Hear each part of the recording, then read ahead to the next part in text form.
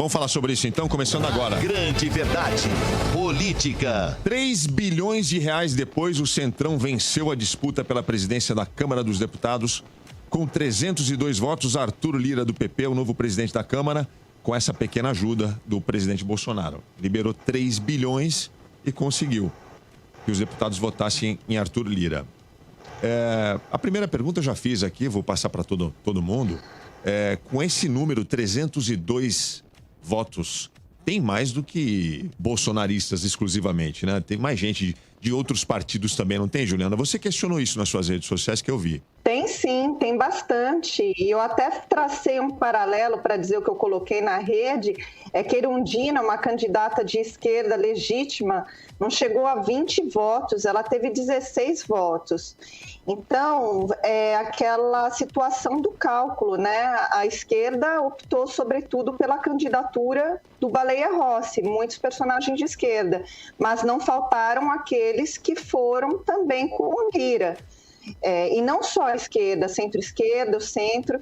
Então, eu vejo na realidade que essa discussão sobre frente ampla, sobre uma frente mais forte para derrotar o fascismo, para derrotar o bolsonarismo, ela não existe, ela está totalmente, ela vale só na palavra, mas ela não vale na prática. A realpolitik é muito diferente. A nova política declarada por Bolsonaro na eleição foi enterrada ontem.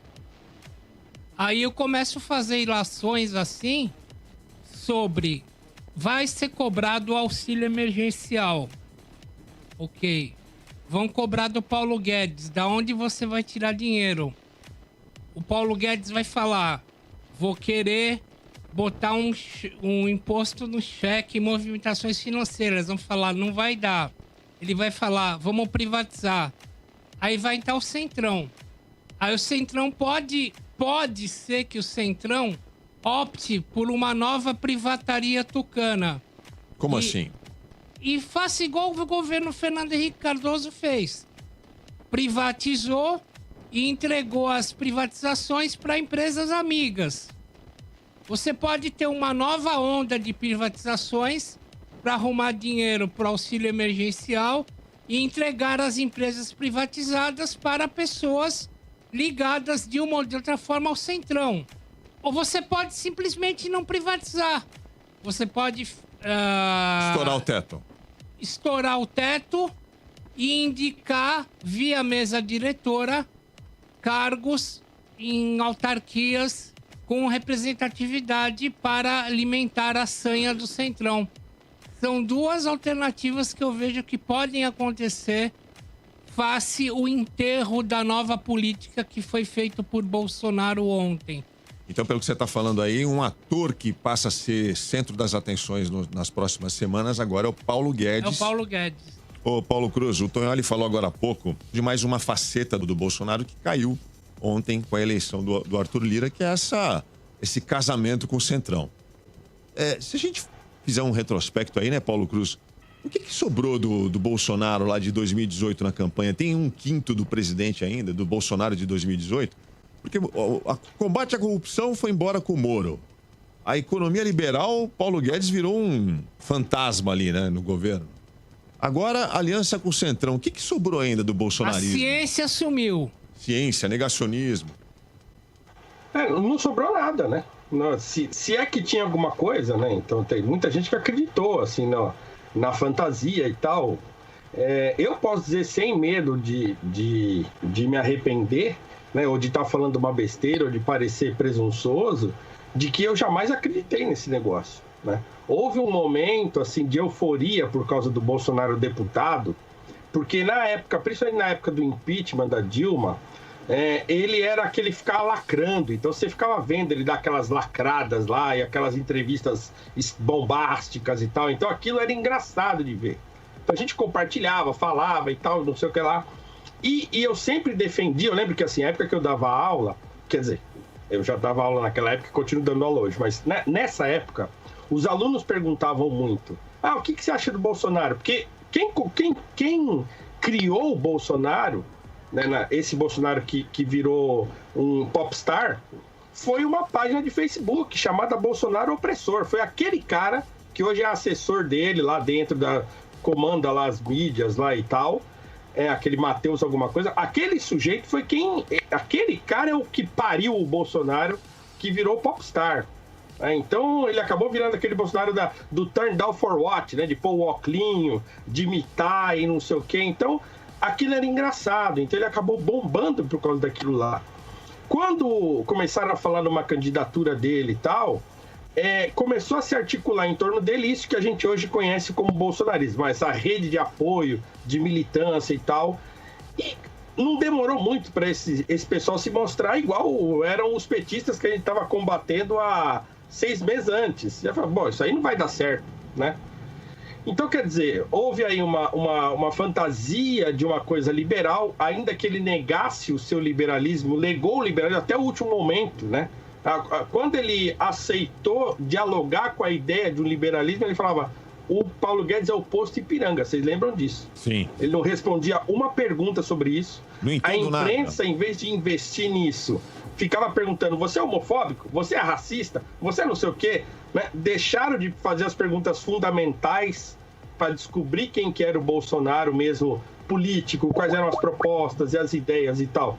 E ficaram nessa de tentar encurralar ele naquilo que ele era melhor, né? Que era aquela discussão de super pop. E aí ele se elegeu, né?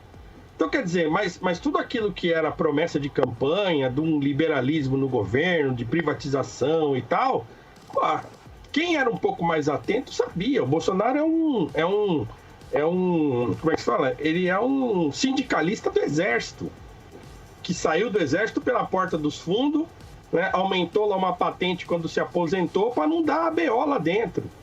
Então, todo mundo sabia que era isso, quer dizer, todo mundo que estava prestando atenção percebia isso. Então, não sobrou nada daquilo que já não era. Sobrou a boiada. A boiada tá aí.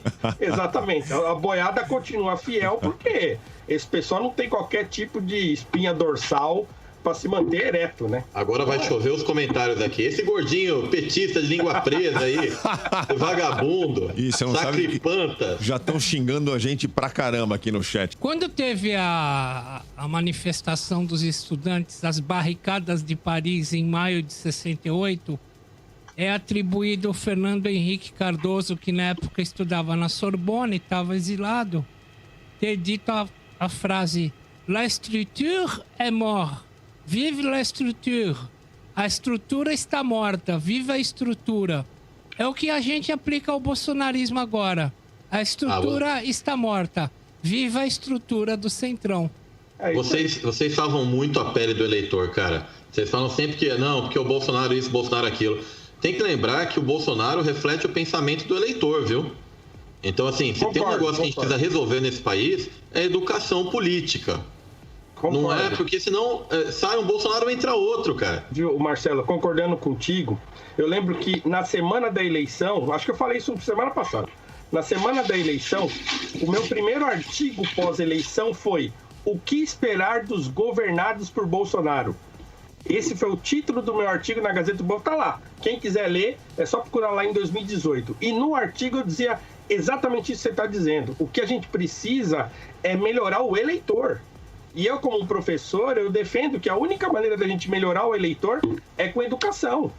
É uma consciência política de longo prazo, que as pessoas não têm hoje. O brasileiro vota com o estômago, né? Vota com a fome, vota com o saneamento básico que nunca vem, vota com a seca do Nordeste que nunca resolve, né? E vota também com a impressão que a política só tem bandido. Aí ele escolhe sempre os menos piores na cabeça dele. Ou o salvador da pátria, né? Porque senão nunca vai entrar gente boa na política. Exatamente. E essas pessoas, elas não têm nenhuma preocupação com os conceitos, com as ideias, com isso que o Vitorino acabou de falar, da gente precisar se educar, precisar aprender. Elas não querem, elas estão enfeitiçadas pelo salvador da pátria. Toda eleição é a mesma coisa. O bolsonarismo é isso. É mais um movimento patrimonialista, mais um movimento de salvar a própria pele e de deixar os brasileiros à mercê de um grupo político que sempre comandou o país e vai continuar comandando por bastante tempo. É isso. A grande verdade.